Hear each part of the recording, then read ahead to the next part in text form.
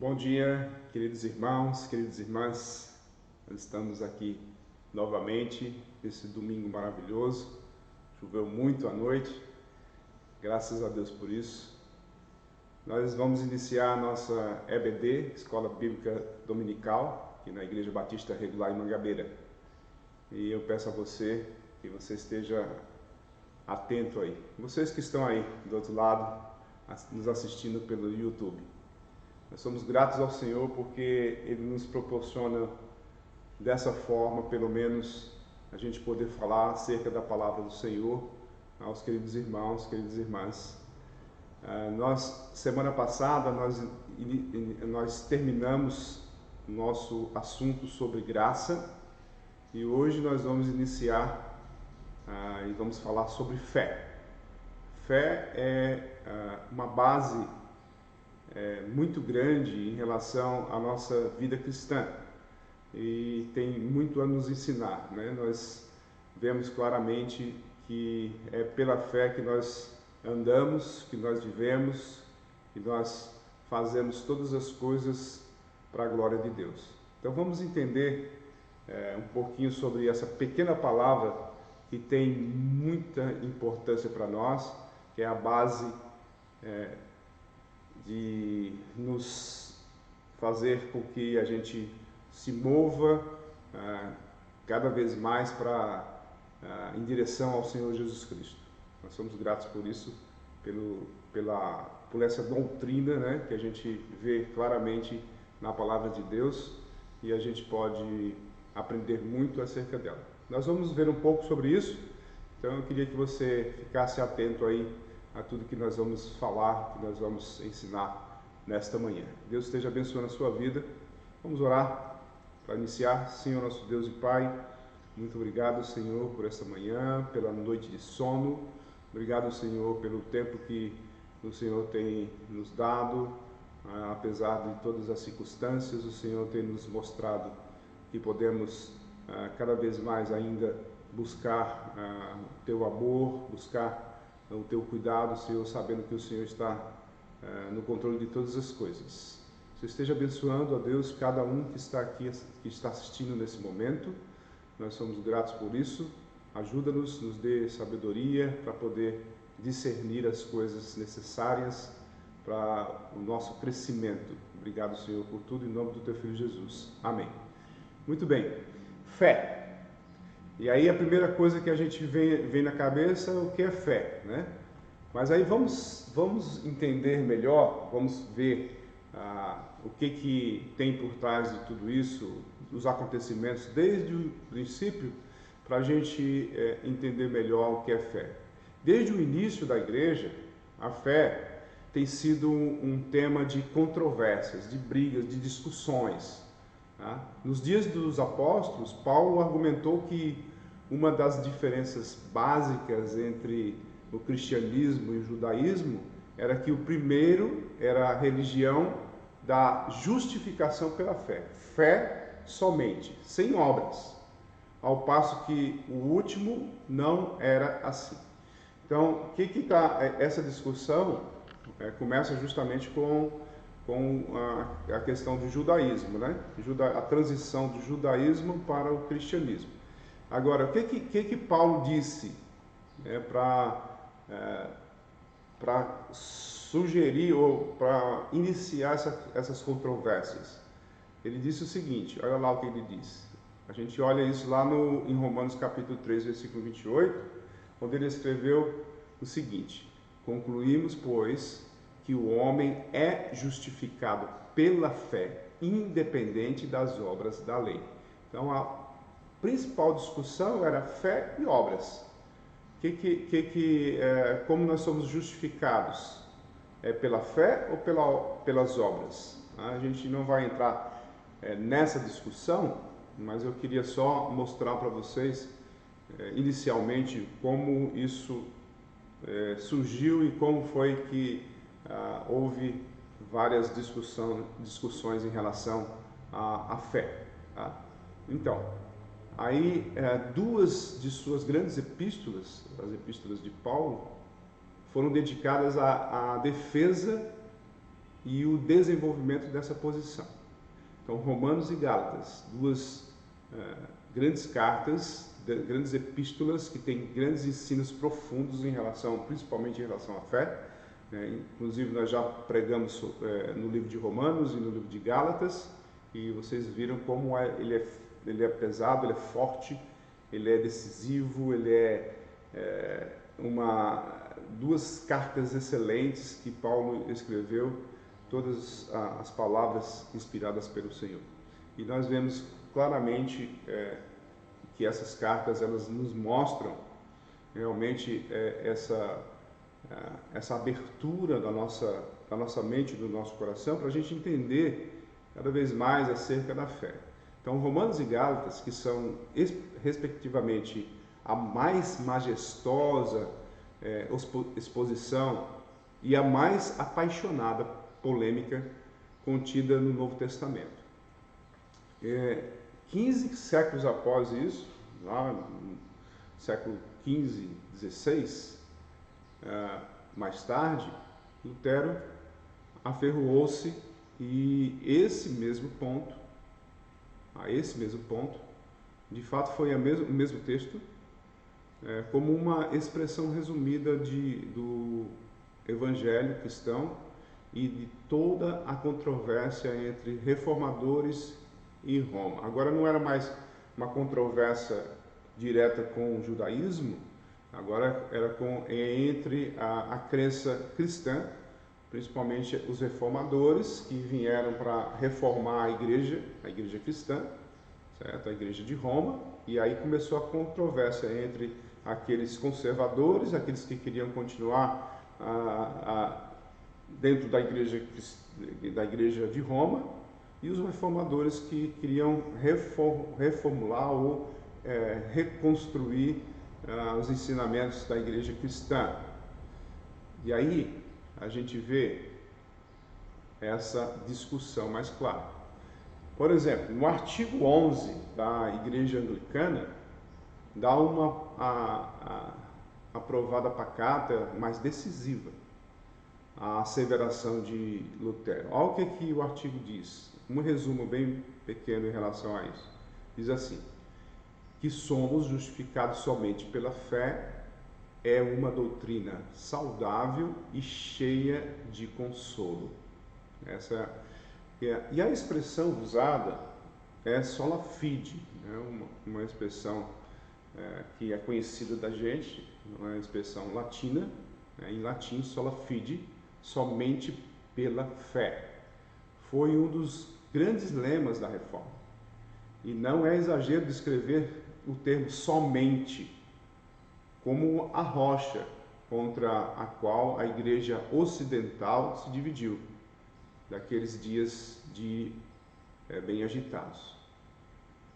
E aí, desde então, os evangélicos têm mantido a ênfase sobre a justificação pela fé somente e têm insistido muitas vezes como um brado de guerra, como um grito de guerra, que sem esse advérbio o evangelho estaria perdido, sem essa expressão, essa palavra somente, o evangelho estaria perdido. Aí a pergunta é, por quê? Sola fide, por quê? Somente a fé. Então, os crentes modernos, por exemplo, hoje, nos nossos dias, uma boa parte, porém, nem sempre percebem por que houve esta ênfase e por que a controvérsia sobre este ponto parecia importante. Então, que necessidade havia, perguntam, de dividir a igreja por causa da palavra somente? Nesses argumentos, estaria em jogo algo vital, algo tão importante? Então, não seria esse talvez mais um caso em que teólogos furiosos perderam um senso de equilíbrio? Então, são várias indagações. Haverá nisso qualquer coisa que nos interesse como servos de Cristo e suas testemunhas nestes nossos dias? Qual é a importância de tudo isso? Aí Um exame daquilo que a Bíblia diz a respeito da fé nos ajudará a responder essas indagações. Vamos lá. Vamos falar da natureza da fé. Em primeiro lugar, o que é fé? Então vamos aclarar a questão. A ideia popular a respeito é que se trata de um certo otimismo obstinado, a esperança tenazmente assegurada face à adversidade de que o universo é fundamentalmente amigável e de que as coisas podem melhorar. É como se diz a senhora A, a senhora B, você precisa ter fé, mas tudo quanto ela quer dizer é coragem, não desanime se as coisas vão mal. Esse é um aspecto para a gente começar a entender melhor. Então, isso, porém, é apenas a forma da fé, sem seu conteúdo vital. Uma atitude confiante que seja divorciada de um objeto que corresponda a essa confiança não é fé no sentido bíblico. Em contraste, a noção histórica da Igreja Católica Romana acerca da fé tem sido de mera confiança e docilidade. Para Roma, a fé é apenas a crença naquilo que a Igreja Romana ensina. De fato, a Roma distingue entre fé explícita e fé implícita. Fé explícita é a crença em algo que foi compreendido. E a fé implícita é o assentimento incompreensível de qualquer coisa, seja o que for, que a Igreja Romana assevere, assegure, prove. E aí, a Igreja Romana diz que somente esse último tipo de fé, que na realidade é apenas um voto de confiança, no sentido da Igreja, e que pode manifestar-se ao lado com a total ignorância da doutrina cristã, é requerida dos leigos para a sua salvação. Somente a última. Vamos voltar para a última, só para vocês lembrarem. É a fé implícita, que é o assentimento incompreensível de qualquer coisa, seja o que for que a Igreja Romana assegure e prove. Então, tudo no crivo da Igreja Romana, certo? Aí eles aprovam. Então, eles vão, se eles disserem qualquer coisa que eles acham que deve ser assim e pronto. Principalmente pelo pontífice, né? Então, vamos ver. É evidente que a fé na concepção da Igreja Romana, quando muito, é apenas conteúdo da fé sem sua forma apropriada. Vamos entender isso. Pois conhecimento pouco, muito divorciado de qualquer correspondente exercício de confiança não é fé, no qual, no total, aliás, sentido bíblico. Então, todo sentido bíblico mostra que se a gente não tiver confiança, não tem fé. Não adianta você ter fé, mas não tem confiança. Não pode desassociar isso, certo? Não pode separar isso. Então, o exercício da confiança é precisamente o que se faz ausente da análise da Igreja Romana. Segundo Roma, fé consiste em confiar nos ensinos da Igreja. E pronto. Mas, de acordo com a Bíblia, fé significa confiar em Cristo como Salvador, e isso é algo totalmente diferente. É como se dissesse assim, olha, a igreja é uma instituição onde ela tem a verdade, mas a palavra de Deus não é totalmente a verdade. É como se eu pudesse interpretar a palavra de Deus e tirar algumas conclusões, e aí a detentora dessas conclusões é a igreja, mas não é isso. A igreja a igreja somos nós, é óbvio. A igreja é o corpo de Cristo, mas quem define a nossa vida real em relação à nossa fé para com Cristo e tudo que Ele fez e tudo que está escrito é o próprio Cristo, é o próprio Senhor, nosso Deus. E na Bíblia, ter fé ou crer, no grego aí o substantivo é pistis, que é fé, e o verbo é pisteu, que é crer, envolve tanta confiança como entrega da vida. Então, eu preciso olhar para as Escrituras, que é a palavra de Deus, a Escritura que é a voz do Senhor, mostrando para nós o que significa essa natureza da fé. Ok. Então, a gente, de várias maneiras, o objeto da fé é descrito como sendo Deus. E a gente vê isso claramente. Quem é o objeto da nossa fé? É o próprio Senhor. Em Romanos capítulo 4, versículo 29, diz o seguinte: mas também, por causa de nós, a quem há de ser imputado, a nós, os que cremos naquele que dos mortos ressuscitou, a Jesus nosso Senhor. Em 1 Pedro capítulo 1, versículo 21, diz que por ele credes em Deus, que o ressuscitou dentre os mortos e lhe deu glória, de modo que a vossa fé e esperança estivessem em Deus. E sendo Cristo o autor e consumador da nossa fé, Romanos capítulo 3, versículo 22 e versículo 26. Olha lá o que diz. Porque todos pecaram e destituídos estão da glória de Deus. E versículo 26 diz: para demonstração da sua justiça neste tempo presente, para que ele seja justo e também justificador daquele que tem fé em Jesus.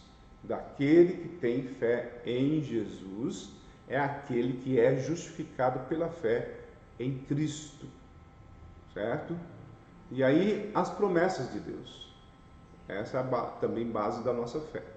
Em Romanos capítulo 4, versículo 20 diz: contudo, à vista da promessa de Deus, não vacilou por incredulidade, antes foi fortalecido na fé, dando glória a Deus. E também o caráter de Jesus como Messias e Salvador. Nós vemos isso em 1 João capítulo 5, versículo 1, que diz assim: todo aquele que crê que Jesus é o Cristo é o nascido de Deus.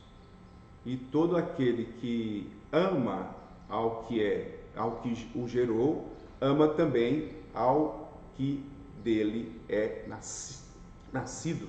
Tá? Então aí é o caráter de Jesus como Messias e Salvador. E também a realidade da ressurreição. Nós cremos pela realidade da ressurreição. Se não fosse a realidade da ressurreição, nós não creríamos. Olha lá, Romanos capítulo 10, versículo 9. Porque se com a tua boca confessares a Jesus como Senhor, e em teu coração creres que Deus o ressuscitou dentre os mortos, será salvo. Então, e também o Evangelho, o próprio Evangelho. No Evangelho de Marcos capítulo 1, versículo 15, diz o seguinte: e dizendo, o tempo está cumprido e é chegado o reino de Deus, arrependei-vos e crede no Evangelho. É no Evangelho que é a base da nossa fé cristã. O Evangelho é o próprio Senhor, nosso Deus. É o próprio Senhor Jesus. Que o Evangelho é as boas novas da solução para o homem. Isso nós vemos claramente. Ok. E também o testemunho dos apóstolos. Segundo Tessalonicenses capítulo 1, versículo 10, vai dizer o seguinte: quando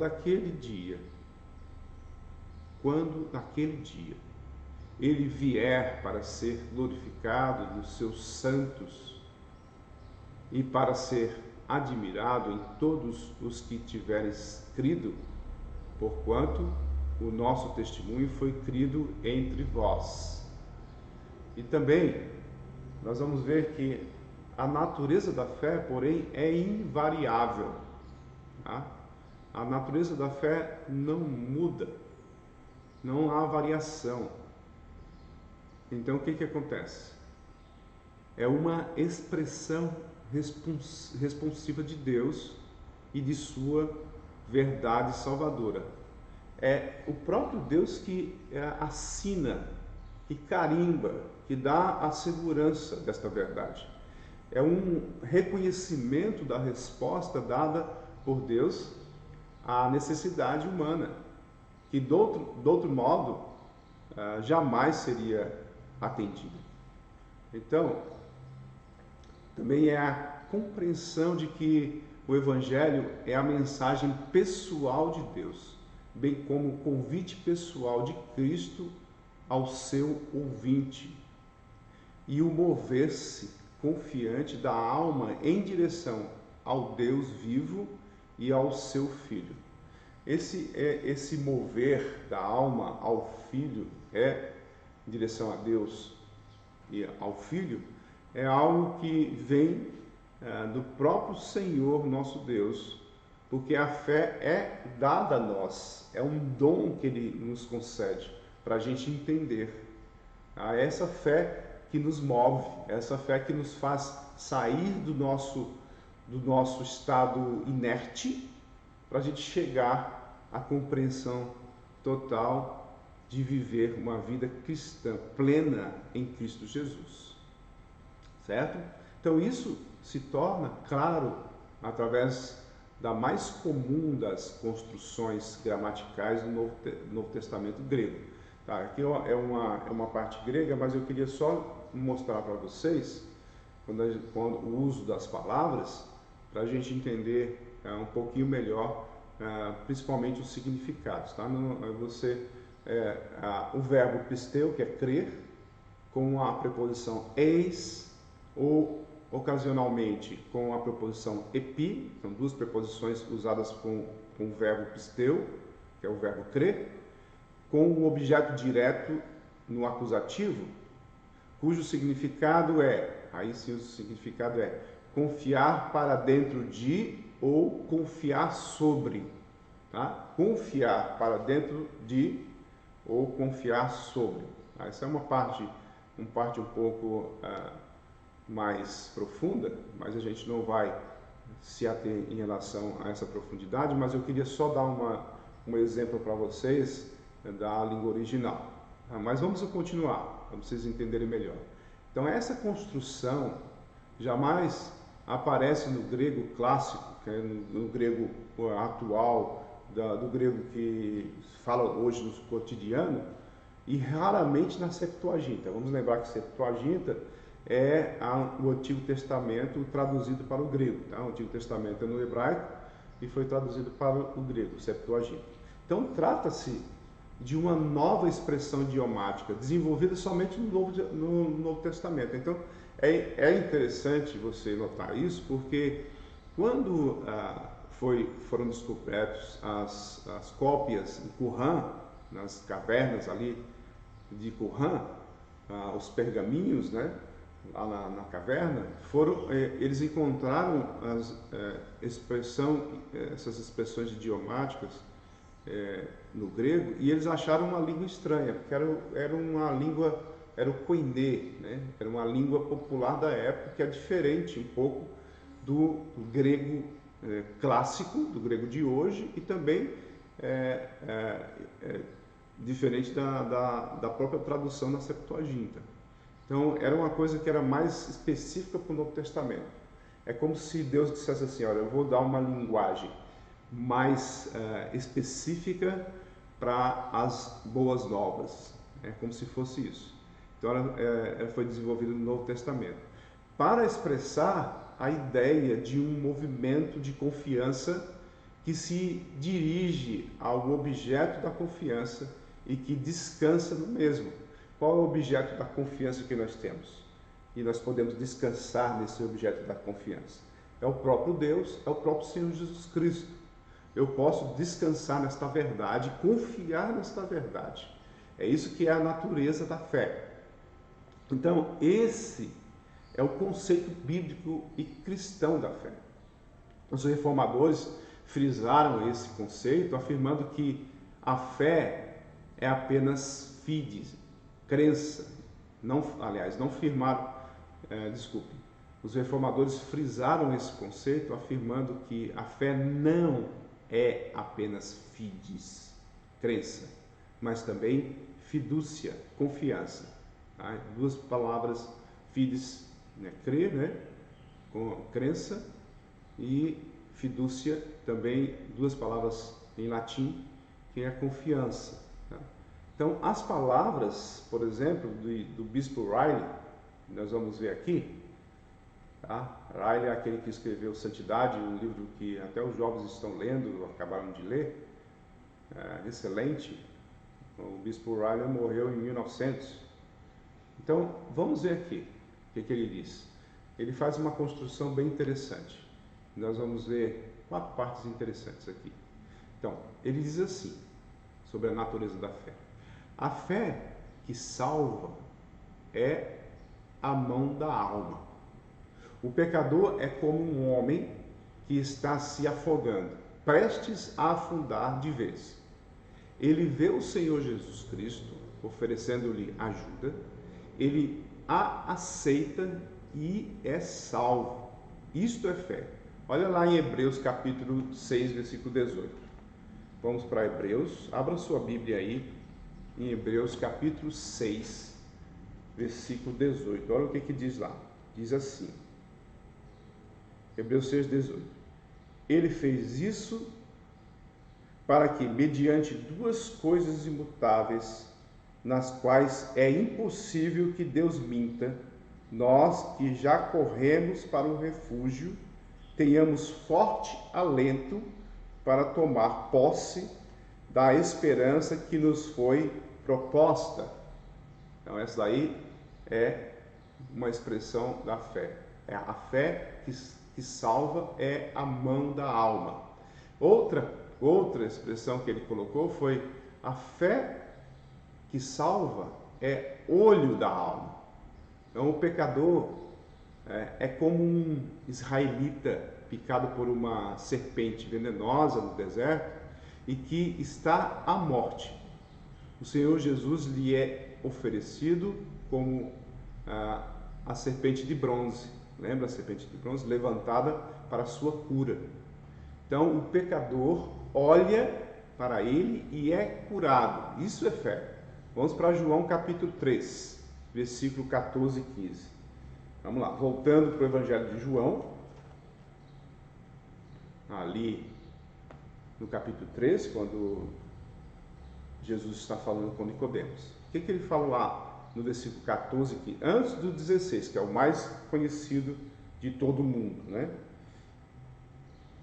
Capítulo 3, versículo 14 e 15, ele diz assim: e assim como Moisés levantou a serpente do deserto, assim também é necessário que o Filho do Homem seja levantado, para que todo o que nele crê tenha a vida eterna. Então, a palavra crer aí dá uma ênfase enorme. Então, a fé que salva é o olho da alma. Vamos para outra expressão do bispo Riley. Olha lá o que ele diz. A fé salva, aliás, a fé que salva é boca da alma. Então, o pecador está definhando por falta de comida e sofrendo de uma doença dolorosa. O Senhor Jesus lhe é apresentado como o pão da vida e o remédio universal. Ele o recebe e fica bem, de saúde e forte. Isto é fé. João 6. Vamos lá para João 6, mais para frente um pouquinho. Versículo 35. Olha lá o que ele diz. João 6, 35. Diz assim: Jesus respondeu. João 6, 35. Jesus respondeu: eu sou o pão da vida. Quem vem a mim jamais terá fome. E quem crê em mim jamais terá sede. Então, essa é outra expressão, onde a fé que salva é boca da alma. E também, a fé que salva é pé da alma. Essa é outra expressão do bispo Riley. Olha o que diz. O pecador é perseguido por um inimigo imortal e teme ser vencido. O Senhor Jesus lhe é apresentado como uma torre forte, a torre forte, um refúgio e um esconderijo. O pecador corre para ele e fica em segurança. Isto é fé. Vamos para Provérbios, capítulo 18, versículo 10. Voltando para o Antigo Testamento, voltando a sua Bíblia lá para o começo, para o meio, aliás. Vamos lá para Provérbios, depois de Salmos, né? Provérbios, capítulo 18, versículo 10. Olha lá o que diz. Provérbios 18, versículo 10. Diz assim: Torre forte é o nome do Senhor. O justo corre para ela e está seguro. Torre forte é aquele que nos dá segurança, que nos dá refúgio. Desculpa, que nos dá esconderijo. Então, a gente vê aí claramente a expressão da natureza da fé expressa aí pelo Bispo Wright. Então, por todo o Novo Testamento, de fato, esse é o conceito normal de fé. As únicas exceções são as seguintes. Vamos lá. Algumas vezes, fé exprime o conjunto das verdades em que cremos. Judas 3. A gente não vai ler todo, mas você pode ler. Mas vamos ler um pedacinho. Vamos lá para Judas 3. Aliás, só Judas 3.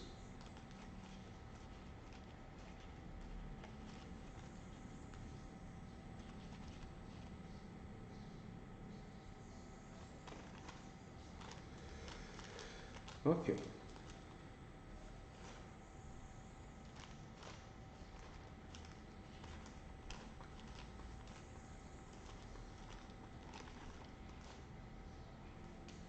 Judas 3. É só o 3 mesmo, o versículo, lógico.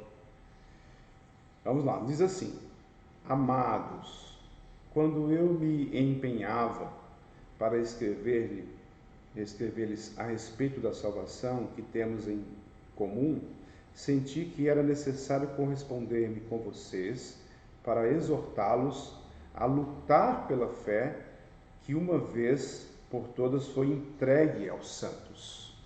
Então, o que acontece aí? A fé é entregue a nós como um dom. E nós devemos lutar pela essa fé, porque a fé não é um dom, ele nos dá, Deus nos concede esse dom, e a gente tem que lutar por essa fé. Tá? Então, algumas vezes a fé exprime o conjunto das verdades em que cremos. Também em 1 Timóteo capítulo 4, versículo 1 e versículo 6. Olha lá, 1 Timóteo, voltando um pouco a sua Bíblia. Vamos lá, 1 Timóteo.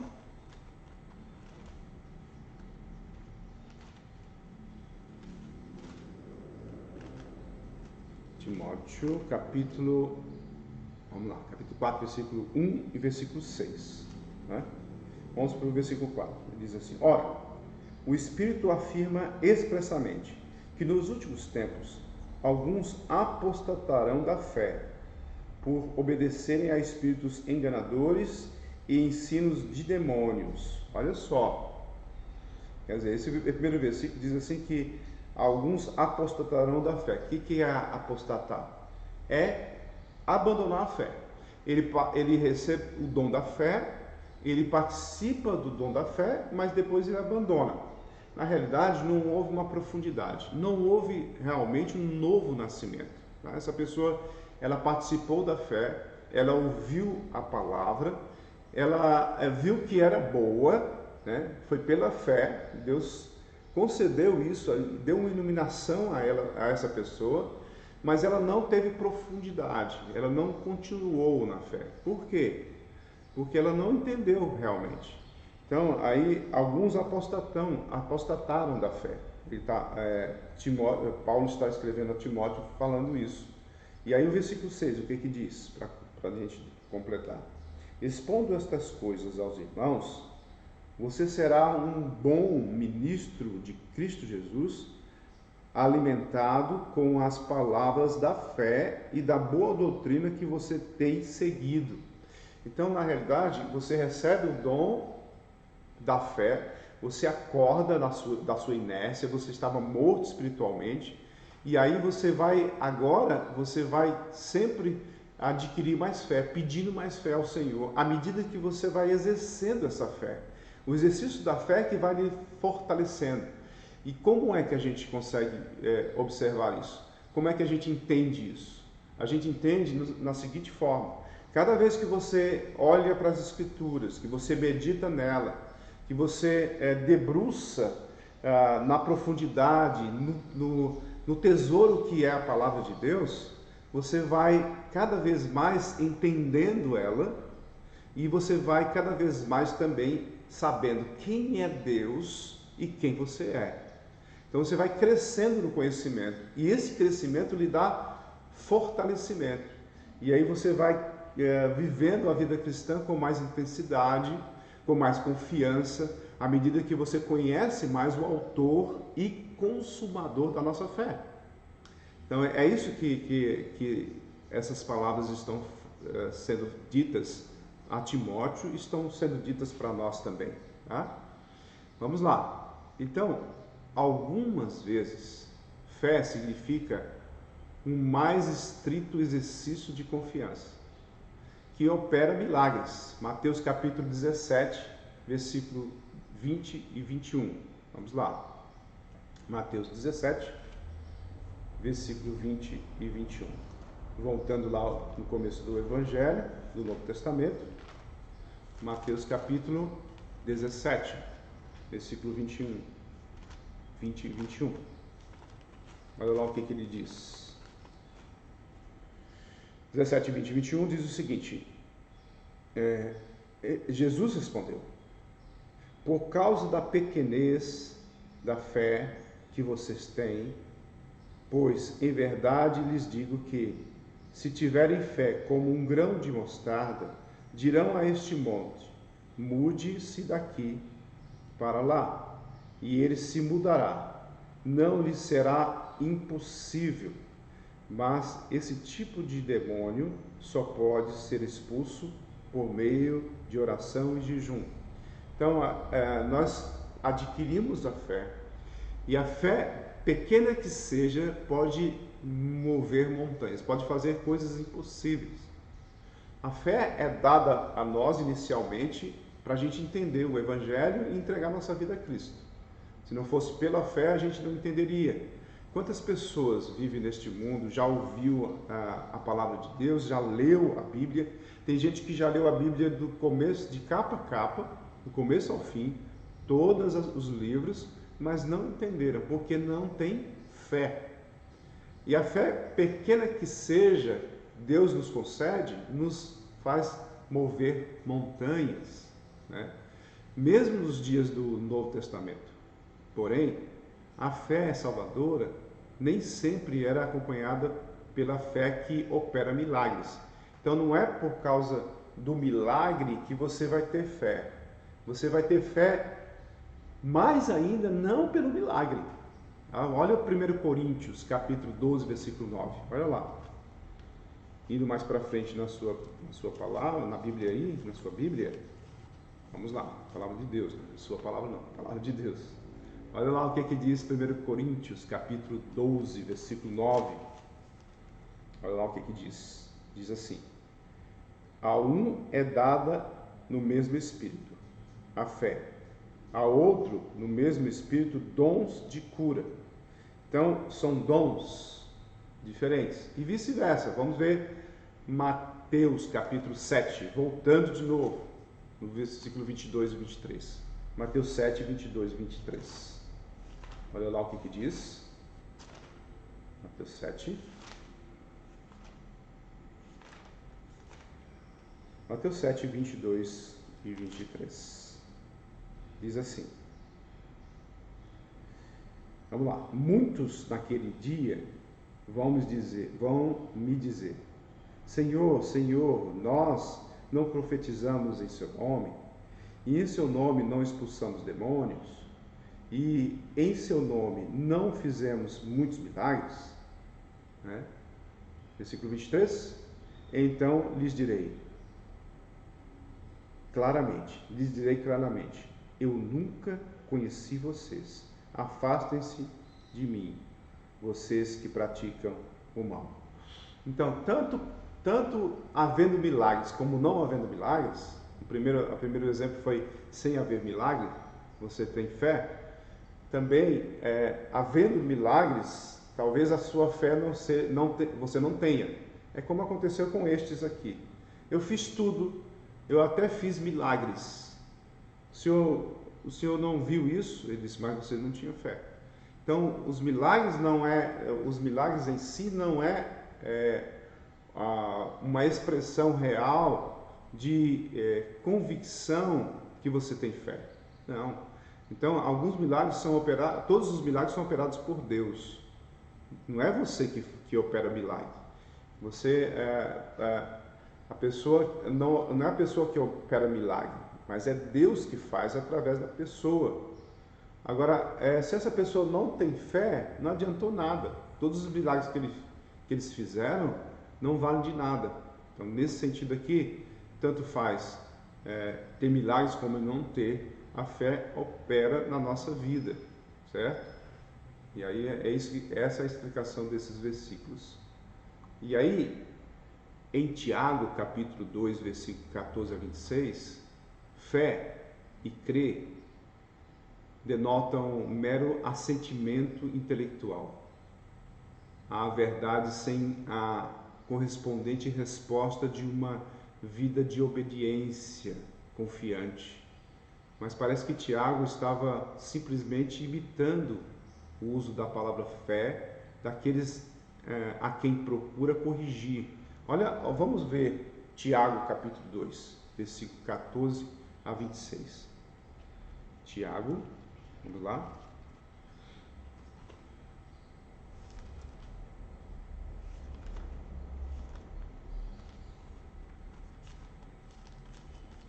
Tiago capítulo 2, 14 a 26. Olha lá. Meus irmãos, qual é o proveito se alguém disser que tem fé, mas não tiver obras? Será que essa fé pode salvá-lo? Se um irmão ou uma irmã estiver com falta de roupa e necessitando de alimento diário, e um de vocês lhes disser, vão em paz, tratem de se aquecer e se alimentar bem, mas não lhes dão o necessário para o corpo, qual é o proveito disso? Assim também, a fé, se não tiver obras, por si só está morta. Mas quem dirá? Desculpa. Ok. Mas, versículo 18. Mas alguém dirá: você tem fé e eu tenho obras.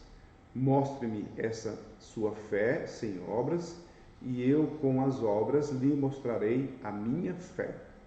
Você crê que Deus é um só? Faz muito bem. Até os demônios creem e tremem. Seu tolo, você quer ter certeza de que a fé sem obras é inútil? Por acaso não foi pelas obras que Abraão, o nosso pai, foi justificado quando ofereceu seu filho Isaque sobre o altar? Você percebe que a fé operava justamente com as suas obras e que foi pelas obras que a fé se consumou? E se cumpriu a escritura que diz: Abraão creu em Deus e isso lhe foi atribuído para a justiça. E ele foi chamado amigo de Deus. Assim vocês percebem que uma pessoa é justificada pelas obras e não somente pela fé. De igual modo, será que não foi também pelas obras que a prostituta Raabe foi justificada quando acolheu os emissários e os fez partir por outro caminho? Porque assim como o corpo sem espírito é morto, assim também a fé sem obras é morta. Então, a gente vê aí uma explicação ou palavras de Tiago bem interessante em relação a até tudo aquilo que a gente viu logo no começo, a questão da fé e das obras. Mas a gente queria só fazer uma observação para vocês, conforme diz o seguinte: fé e crer denotam um mero assentimento intelectual à verdade sem a correspondente resposta de uma vida de obediência confiante. Então, o que Tiago quer dizer? Ele não está dizendo que nós somos justificados pela obra. Não. Ele está afirmando que Paulo diz que nós somos justificados pela fé somente, sim, mas a expressão da fé é dada pelas obras. Então, se eu tenho fé, eu vou agir em direção a esta fé. E aí o meu comportamento diante do Senhor, diante dos homens, será a expressão dessa fé quando eu tomo atitudes em relação àquilo em quem eu tenho fé. As minhas atitudes em quem eu tenho fé as atitudes que o próprio Senhor Jesus nos ensinou. Você deve ser assim. Você deve mudar o seu conceito de ser, o seu conceito de quem você era, os seus maus hábitos. Então, quando a gente expressa isso com as nossas atitudes, de acordo com aquilo que o Senhor nos ensinou, essas são as obras que eu faço para mostrar que eu tenho fé. Tá? São obras que mostram que eu tenho fé. As minhas atitudes, o meu caráter que mudou, a minha forma de ser, de tratar as pessoas, são obras que mostram que eu tenho realmente fé. É isso que Tiago está nos ensinando. Agora, diz assim, mas parece que Tiago estava simplesmente imitando o uso da palavra fé daqueles a quem procura corrigir. O versículo 14 diz o quê? Olha lá o versículo 14. Voltando lá para o texto. Meus irmãos, qual é o proveito se alguém disser que tem fé, mas não tiver obras? O proveito é justamente isso, é o resultado. A minha fé tem que ter obras como resultado. Vamos lembrar de Efésios 2, versículo 8 em diante, que vai falar que Deus nos deu a fé porque agora nós vamos viver uma vida cristã fazendo aquilo que nós devemos fazer, certo? Lá está dizendo que nós somos preparados para as boas obras. Então, quando você não tinha fé em Cristo Jesus, em Deus, todas as obras que você fazia era como trapos de imundície, porque as obras não levavam você à salvação. Eu não vou ser salvo pelas obras, eu sou salvo pela fé somente. Tá? As obras não valiam de nada. Não adianta você dar milhões de dólares para instituições de caridade se você não tem fé. A fé que vem primeiro. Quando você tem fé em Deus, todas as obras que você faz é expressão da sua fé. É isso que Tiago está dizendo. Então, se você não faz nada depois que você recebeu a fé, o dom que Deus te deu, e você acordou, e você agora é de Deus, você agora vai buscar o caráter de Deus, ser mais parecido com Jesus, você expressa essa fé com obras, certo? Então, aqui Tiago está tentando corrigir os seus ouvintes.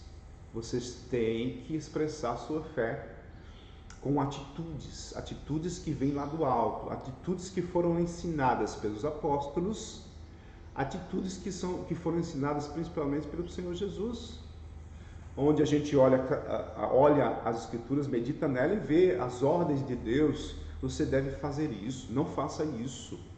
Você deve viver uma vida cristã plena, você deve ser uma pessoa diferente.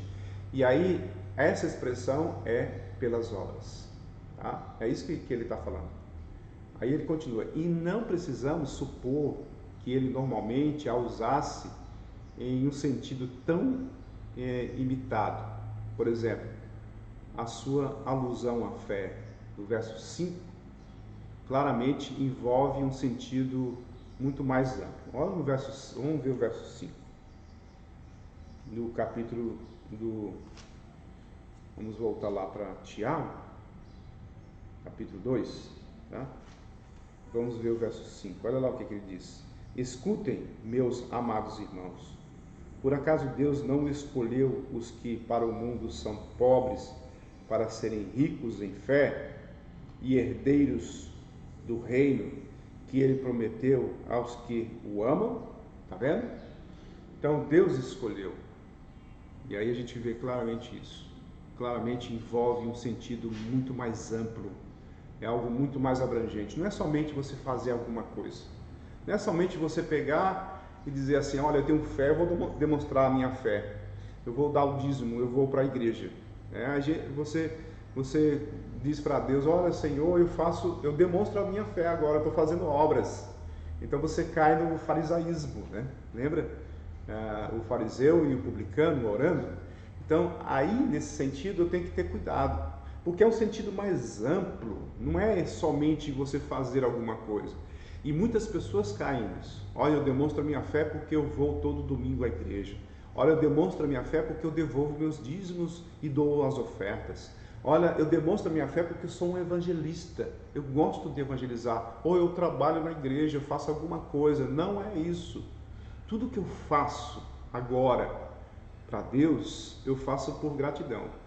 Essa é a expressão da fé real. É mais ampla. Tá? Deus vai te usar de uma forma mais profunda. Vamos continuar. Continuar não, nós vamos finalizar. Tá? Já terminamos esse momento. Então eu queria só dar ênfase em relação a isso. E aí a gente vai continuar na próxima semana, se Deus assim permitir, falando mais um pouco mais sobre a fé e já um outro aspecto aí.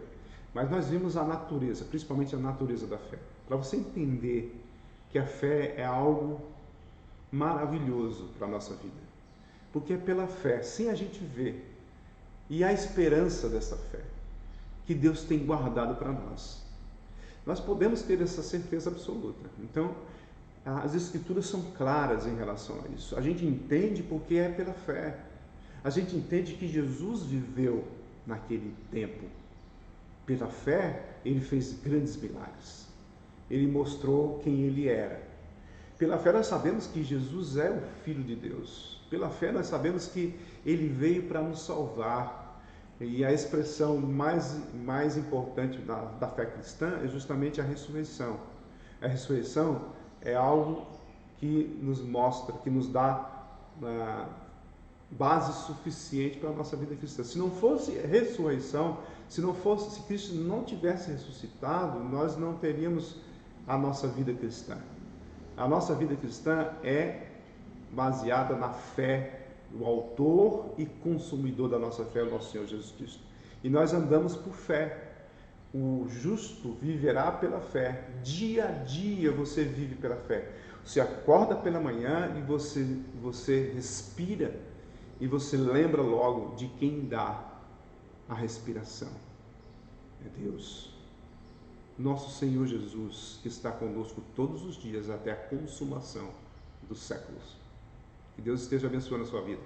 Vamos orar nesse momento, para a gente encerrar esse momento tão importante em relação à palavra do Senhor que nos chega, que nos dá a alegria de poder viver uma fé verdadeira, uma fé baseada naquilo que é real, que é verdade, verdade absoluta. Eu não preciso ficar indagando, será que isso é real, será que não é? A palavra de Deus, ela é clara, ela é objetiva, ela é verdadeira e nós podemos viver uma vida cristã plena. Deus esteja abençoando a sua vida. Vamos orar nesse momento, encerrando esse tempo. Senhor, nosso Deus, obrigado, Senhor, pelo tempo que o Senhor nos dá, nos concede. Obrigado, Senhor, por poder observar a Tua palavra livremente. Que bênção nós temos. Obrigado, Senhor, porque o Senhor nos corrige, o Senhor nos dá sempre alguma coisa que precisamos corrigir em nossas vidas. O Senhor nos dá uma visão clara nas circunstâncias difíceis. Hoje, o que nós estamos passando, Senhor, é algo difícil, mas o Senhor é conosco, o Senhor está no controle de todas as coisas. O Senhor esteja animando, Senhor, cada cristão neste mundo, para eles exercerem a fé que eles têm, que o Senhor as outorgou. Ó Senhor, que o Senhor esteja fortalecendo a nossa vida pela fé. Ajuda-nos, Senhor, a continuar na nossa caminhada firmes, confiantes do Senhor. Obrigado, Senhor, pelo privilégio que temos de poder observá-la, observar a sua palavra, aplicar em nossas vidas. Que o Senhor esteja abençoando cada um que está ouvindo e assistindo agora esta mensagem. Que cada um, Senhor, possa realmente fortalecer na Tua palavra, unidos em um só corpo, mesmo virtualmente agora, que nós possamos nos fortalecer com a Tua palavra. Obrigado, Senhor, por tudo. Entregamos em Tuas mãos as nossas vidas, em nome de Cristo. Amém. Muito bem, queridos. Nós vamos encerrar nesse momento. Eu quero lembrá-los que logo mais à noite, se Deus assim permitir, às 18 horas, estaremos transmitindo o nosso culto de adoração, e eu espero que você venha adorar o Senhor em espírito e em verdade. Venha no sentido de estar aí na sua casa, né, virtualmente chegando até nós através das transmissões na internet pelo YouTube. Quero lembrá-los que se você ainda não se inscreveu, você pode se inscrever, tá? Para que a gente possa continuar transmitindo usando essa ferramenta que Deus, né? Deus iluminou os homens, né? Para usar a inteligência, e graças a Deus por isso. E aí a gente pode usar essa ferramenta para a honra e glória do Senhor. Então você pode dar aí, se inscrever no canal quando você terminar, tá? Para a glória de Deus. Deus esteja abençoando a sua vida, que nós possamos continuar sendo usado por Deus para abençoar a vida de cada irmão. Tá? Deus abençoe. Até logo mais à noite.